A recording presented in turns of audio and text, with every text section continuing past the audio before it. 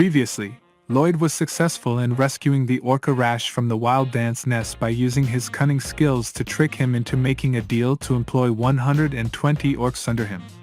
After a few weeks, they finally arrived at the Sand and Steel tribe of wild orcs, where a heartwarming reunion took place between the father and son, shaking the whole tribe with emotion. As a symbol of his authority, the chief head of the humongous head of the Queen Ant presented Lloyd with a rose, and the entire tribe rejoiced, announcing a celebration. During the celebration, Lloyd was astonished to see the orcs using priceless artifacts as weights for their squats, and he shared his plan with Javier. He proposed to build a refrigerator for the orcs in exchange for their labor and the priceless artifacts. Javier, who was unfamiliar with the term refrigerator, asked Lloyd how he knew about such a thing, to which Lloyd skillfully diverted the conversation. Lloyd and Javier were standing in front of a mountain when Lloyd asked Javier to make a refrigerator. They needed to use granite, which was present in the mountain, to build it. Javier expressed his concern that extracting the rock might take a significant amount of time, which is why Lloyd had brought him there in the first place. Suddenly, Lloyd remembered a chapter from the novel where a city named Nariman was besieged by a powerful force field of dark magic. Within the city, there were many innocent people who needed to be rescued, but Javier was stuck outside the wall, unable to do anything despite being a sword master who could form up to 4 mana circles. However, Javier's determination to save these people led him to adapt and create a new skill using the mana circle. He used one circle to protect the man's heart, and the other 3 to channel mana blasts from his sword. This skill became one of Javier's signature moves in the novel. Lloyd maintains a composed expression as he teaches Javier the skill. However, Javier remains doubtful and challenges Lloyd, prompting him to skillfully shift the conversation. Lloyd then urges Javier to attempt the skill himself, and he does so by thrusting his sword into the rock, which results in a massive explosion. Lloyd is surprised at how quickly Javier masters the skill, and as the smoke clears, they notice that Javier's clothes have been torn off. Lloyd subtly asks Javier if the skill will be useful to him, and this impresses him enough to raise Lloyd's approval rating by 3 points and earn him some RP points. The construction proceeds at an impressive pace, with Javier cutting granite blocks and Padom carrying them while orcs and human soldiers also contribute. With their assistance, the construction of the refrigerator should be smooth. However, Lloyd still needs ice and insulation to complete the project, so he dispatches a team to fetch these materials. Unfortunately, they have been gone for 5 days and have not returned. Javier suspects that something may have happened to them, and Lloyd decides to search for them. Javier offers to go alone, but Lloyd insists on accompanying him, as he is ultimately responsible for his workers' safety. After agreeing to accompany Javier, Lloyd and he began searching for signs of the missing men in the vast desert. As they continued their search, Lloyd stumbled upon a hand glove and some straw, which were needed for insulation. Javier, on the other hand, alerted Lloyd about sensing an unnatural mana flow in the area. This immediately rang a bell for Lloyd, who tried to recall the similar incidents that occurred in the novel. Suddenly, he realized the gravity of the situation and urged Javier to hurry up, as there was a possibility that the men might have already perished. As they followed the trail of straw, they arrived at a valley that contained the Lapellin's dungeon, which was a location Javier had already tackled earlier in the novel. The hideout belonged to Lapellin, the dark sorcerer, and Lloyd was furious about him violating his property. As Javier tried to explore further into the dungeon, he was abruptly met by a trap, which Lloyd was quick to avoid. As a knight, Javier was unable to comprehend the existence of booby traps in the novel, which prompted Lloyd to help him navigate through the dungeon safely. Javier stumbled into the dungeon, his body covered in wounds from the traps he had encountered along the way. Despite his injuries, he managed to keep his wits about him and adapt quickly to the danger surrounding him. As he guided Lloyd through the dungeon, he grew increasingly suspicious of him, sensing that Lloyd knew more about the future events than he was letting on. Meanwhile, the sorcerer Lapellin sensed the intruders approaching and assumed they were dead, as he had rigged the dungeon with countless booby traps to protect it. He had been conducting cruel experiments on the people he had abducted, and he announced that the preparations were complete and opened the door to his lair. He grabbed one of the soldiers and dragged him towards a ritual star, intent on sacrificing him with a sickle soaked in blood for 100 days. Just as Lapland was about to kill the soldier, he was suddenly interrupted by Lloyd's arrival. As soon as the evil sorcerer realized that Lloyd and Javier were approaching him, he quickly used his magical abilities to summon a massive wall that separated them. Trapped in the same chamber, the sorcerer then used his magic to fill the area with sleeping gas, hoping to knock them both out. However, Javier was immune to the gas due to his insomnia, and Lloyd managed to hold his breath long enough to use his Energizer skill, which allowed him to tunnel his way under the wall using his shovel. Meanwhile, Javier used his Mana Blast skill to destroy the ground and create an entrance on the other side of the wall. The sorcerer, seeing their persistence, grew increasingly frightened and summoned a monstrous creature, confident that it would be enough to take care of them both. But Javier was not intimidated. He leaped onto the creature, and using his newly acquired skill, Mana Blast Slash, sliced the beast cleanly in two. Lloyd was stunned at what he saw, for this skill had not been mentioned in any book he had ever read. Lloyd approaches the evil sorcerer and expresses his concern about his loss. The sorcerer apologizes and offers to give Lloyd any valuable tools of sorcery he may have in the cave. However, Lloyd is not swayed by the sorcerer's story and asks him about the hundreds of families he killed. Despite the sorcerer's plea for forgiveness, Lloyd reminds him that he has become a serial killer. He forgives the sorcerer, but warns him that he will not spare him if he ever hurts anyone again. The sorcerer is grateful for Lloyd's mercy and thanks him. Lloyd recalls a chapter from a novel where the villain always attempts to backstab the hero, and knows that the sorcerer will try to do the same. Javier quickly beheads him, preventing any further attempts to harm them. Lloyd has had his fair share of bullies, having been bullied by his seniors in the past. However, he learned that violence must sometimes be stopped with violence when he lost his temper and beat his senior, even though he knew it could cost him his job. This experience taught him that standing up to bullies can sometimes put an end to their actions. As they begin their journey back to the tribe, the workers are exhausted from their ordeal. Lloyd notices this and takes their sack, carrying it on his back to ease their burden. The workers are moved by his kindness, and the soldiers they rescued are also touched by his actions. Word of his heroism quickly spreads far. When Arash checks the chamber, he finds that it is not chilly enough and that storing the meat there will cause it to spoil quickly. In order to finish the structure, Lloyd informs him that ice is necessary. He is informed by Arash that the scorching wasteland is devoid of ice. They will have to make it themselves, Lloyd assured him.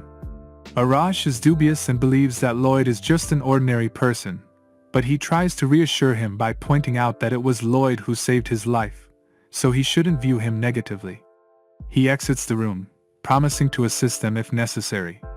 He is questioned by Javier about who will be making the ice.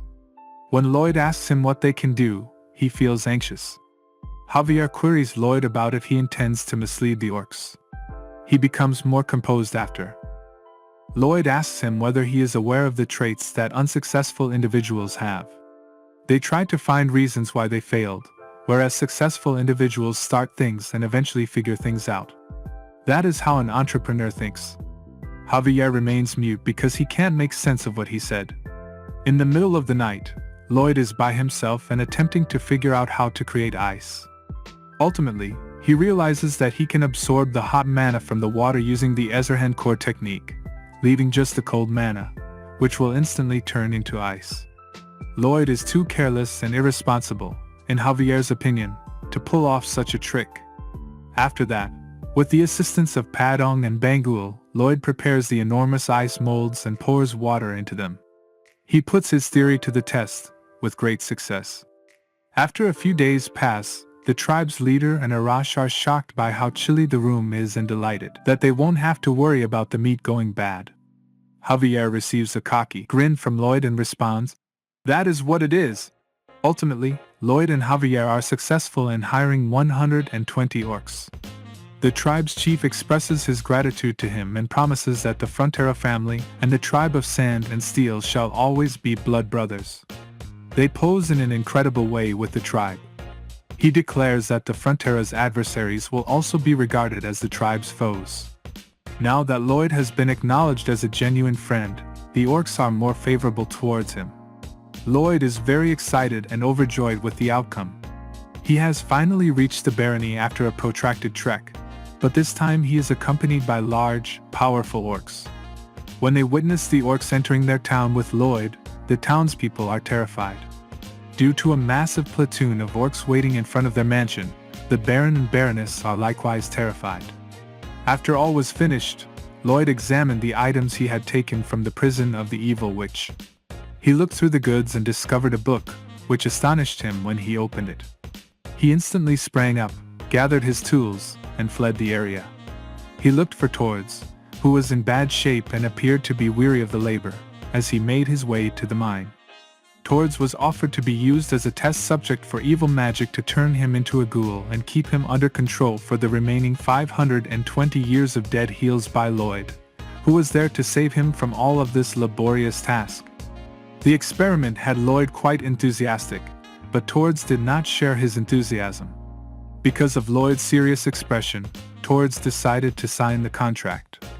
With a smile on his face, Lloyd exited the mine and wished Tords success. Later on that day, the maid told Lloyd that the Baron had two visitors, Mr. Meatloaf and Mr. Shilleth. Lloyd appeared to be prepared for their arrival. The Baron and the visitors were conversing about the debt that the Baron owes them while they were seated in the room. In exchange for a reduction in his debt, Mr. Meatloaf asked the Baron to grant him the mine's rights. Once more, they were attempting to deceive the Baron. As the door opened after the knock, Lloyd was standing there with a really delighted grin on his face.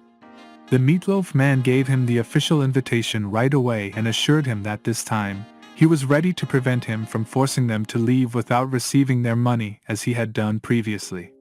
He was informed by Lloyd that he had not come to scare them but rather to make a counteroffer after hearing about the incredible deal they had made to the Baron. The Meatloaf man informed Lloyd that he did not care about his offer, which irritated the Meatloaf man. Lloyd reminded him that while the two of them could provide bad bargains, he couldn't. It infuriated him, so the Orca Rash intervened, upset, and demanded to know who dared to enrage his brother. The sight of the enormous orc alarmed them both. The Orca Rash warned them that anyone trying to harm their Frontera brother will be dealt with harshly by the Sand and Steel tribe. Lloyd soothed him by telling him that nobody could ever enrage him, and that all he has is a loud voice. Lloyd questioned them about his offer since they were both in fear. They might offend him if they declined his offer. They were forced to accept the offer, and both of them took the opportunity to gain valuable lessons. Lloyd assured the Baron that everything was running nicely, and they will be able to pay off the obligations soon. Yet, there is a significant issue they will have to deal with, and that is the orcs' food. They consume 10 times as much food, and the Baron is terrified that they would accumulate more debt if this trend continues. The orcs were extremely skilled miners, as Lloyd had anticipated. They put forth a lot of effort without even caring about the pay. They simply need to fill their stomachs. In order to buy meat for the orcs, Lloyd was considering where he could find the money. The Baron and Lloyd were talking about this. To raise more money to feed the orcs, Lloyd advised him to exponentially increase taxes. To raise more money to feed the orcs, Lloyd advises him to exponentially increase taxes. The Baron disputes this, claiming that the populace already lives in a situation in which they have little to no money. Then, according to Lloyd, they must create possibilities for people to earn even more money. He advises the Baron to turn the Marshall's marshes into farmland in order to make advantage of the forgotten northern regions, which would enable them to sell enough produce to support themselves. They are able to pay more taxes this way. Javier and Lloyd are visiting the marshes. Javier informs him that these areas are useless because they have been left fallow for centuries. Although Lloyd claims to have a plan to make the area habitable for farming shortly, he actually does not. In order to keep the water level sufficient for farming, Lloyd has been looking for ways to drain the water even when it rains. It has been 21 days since he began his research on the drainage system, and he was working non-stop during that time. The Baron was asked by Javier if he could stop him. The Baron disputes it, and informs him that he does not wish to stand in the way of his progress. After a few days, Baron Frontera's support for Lloyd has risen. After finally achieving his goals, Lloyd is ecstatic and believes he has discovered a means to increase his tax revenue before he collapses to the ground exhausted. The display informs him that he has achieved a new skill, allowing him to build a virtual simulation using the information gathered from surveying the area. After all the effort he put into performing things manually, he was obviously upset that the system had provided him with such a crucial ability. If he simply had this ability from the beginning, it would be a lot simpler. "Are you ready to make a new buddy?" he asks Padong and Bangul as he stands up. When the day begins, Lloyd is prepared to launch his next undertaking, the Wetland Proclamation. He begs them both to assist him in getting rid of the water. They were both concerned, but Lloyd reassures them by saying that he knows it would be impossible for just the two of them to complete the task. He will use his RP points to summon a new creature as a result. When he pushes the button, the gears appear once more and begin to make obnoxious noises, which causes a yellow creature to jump directly in his face and fall to the ground. He finds that the beast resembles a hippo. When Padong and Bangul finally saw the creature, they both became extremely ecstatic and began to dance. They are interrupted by Lloyd, who requests to be given the user guide. Like both of them, the creature spits forth the instruction manual. Sunflower seeds did not make Hammond grow or shrink, therefore he concluded that the experiment failed this time. Although the screen warns him that the summoning game can only be played once each day, he still intends to call another creature. Hammond suffers emotional harm as a result, which enraged Bangul and Padong, who then began a strike. Lloyd then requests that Hammond demonstrate his skills. With his one-shot skill, a monk can down as much water as his stomach will allow in one go. Despite Lloyd's skepticism, Hammond insisted on exercising his talent and began to sip water from the pond. His eyes became larger as he began to swallow the water. Hammond had grown to be as big as a mountain, and he pleased Lloyd by emptying the entire puddle, which astonished Lloyd. He can now remove the water in a few days with his assistance. Patong and Bangul exchanged smug looks. When Ed used summons, he questioned the system to see if he actually always received a random summons. He procured an appropriate beast for the task. According to the algorithm, his special skill may or may not be lucky random summons. Amid inquires about Lloyd's need for more water to be consumed. As tomorrow is the day they would begin announcing the Marshall's wetlands, Lloyd, who was taken aback, urges him to drink to his heart's content. When the soldiers first observed the enormous Hammond and his propensity for ingesting absurd amounts of water, they were all terrified. In a few days, everyone found their footing. First, Amon would drain all the water from the marshes, according to the operating strategy. The soldiers next clear the exposed ground of any weeds or rubbish. As Padong compacts the ground to release water from the soil's lowest layers, they then fill the space with sand to create a sandbank. They made straw out of bamboo stalks and only included Ham in one shot. Next, utilizing his improved simulation abilities, they construct a level, and after 10 days of this, they have finished a sector. A bonus celebration will be held after the work is over, which makes Lloyd feel much better and makes the soldiers happy. Javier was thrilled when the wetlands were entirely converted into farmland after a few more days. He also contributed to the work, but even as a worker he is still considering his responsibilities as a knight. Calling his name, Lloyd sprints in his direction. To plant the seeds in that small area over there, Lloyd requests of him. Lloyd explains that it was done to get rid of the bug despite Javier's attempts to deny it. Ultimately, Javier was on his work and thinks next time he will surely deny everything and not fall for this scam again. Everyone was thrilled and amazed at the transformation of Lloyd from a drunkard to the person he had become. The authorities informed him that the people in the barony held him in high regard for his incredible work and had rewarded him with a substantial bonus RP. Lloyd was content with this. After a few days, Knight Javier had successfully nurtured the plants, and Lloyd suggested that he could now build a water wheel to prevent flooding during heavy rain. Javier was unfamiliar with the term and asked for clarification, to which Lloyd explained its purpose. Suddenly, they heard some commotion in the distance, and they saw a group of men on horses approaching them. Lloyd asked Javier about their identity, and Javier identified them as Viscount Lacona and his knights from the north of the Marshall Wetlands. The Viscount's knight inquired about the project's supervisor, to which Javier became outraged and demanded respect. The knight demanded that they vacate the land as it was Viscount Lacona's property, and the scene ended there. Thanks for tuning in. If you liked it, smash the like button, share with your loved ones, and subscribe to stay up to date. Your support means everything, and we're excited to bring you the next exciting episode.